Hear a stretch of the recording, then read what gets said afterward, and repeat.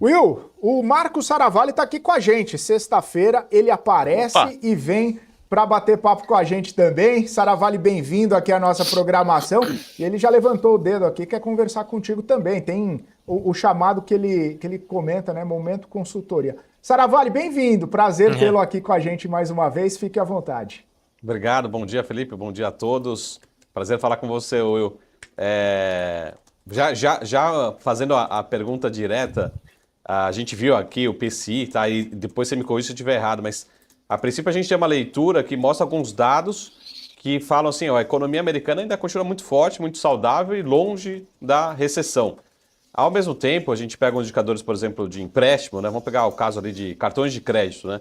As famílias americanas, né, o consumidor médio americano está cada vez mais adiando, postergando, né, que a gente chama ali o pagamento mínimo, ou seja, só pagando o mínimo do cartão de crédito cada vez, né, isso está virando uma rotina, mostrando que a capacidade de se alavancar, né, está ficando menor, ou seja, as famílias estão cada vez mais endividadas. Aí mostrando talvez uma preocupação em relação à recessão. Então, pegando dois extremos, tá, Will? Fazendo uma pergunta super simples aqui. A gente está mais próximo, né, de falarmos, pô, de fato a economia americana está muito longe da recessão, ou argumentos de que, não, a economia americana está cada vez mais próximo de uma recessão, né?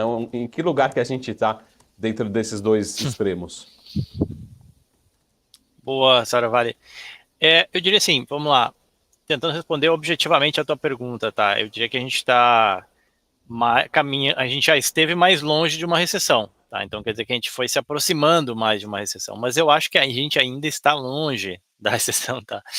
Eu acho que a gente de novo, a gente já esteve mais longe, né? A gente caminhou mais para esse lado, né? Ou seja, de uma desaceleração, de um PIB rodando a patamar menor.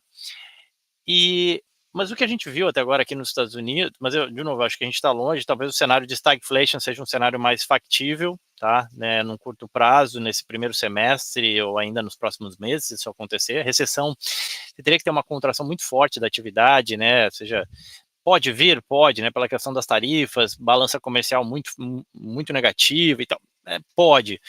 Quanto isso é provável, já não sei se é tão provável assim, tá, até porque tem muita, assim, grande parte da economia também roda muito em serviços, daqui a pouco vem o verão, que é uma época tradicionalmente onde os americanos viajam bastante, isso aquece a atividade no setor de lazer, entretenimento, por exemplo, isso ajuda a PIB, ajuda emprego, enfim.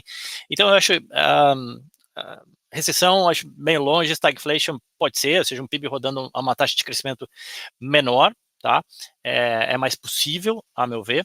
Agora, o que a gente viu, de fato, deterioração foi no que a gente chama de soft data, né? Aqueles indicadores de confiança, né? Você pega a confiança do empresário, a confiança do consumidor, um, nível de incerteza elevado, né?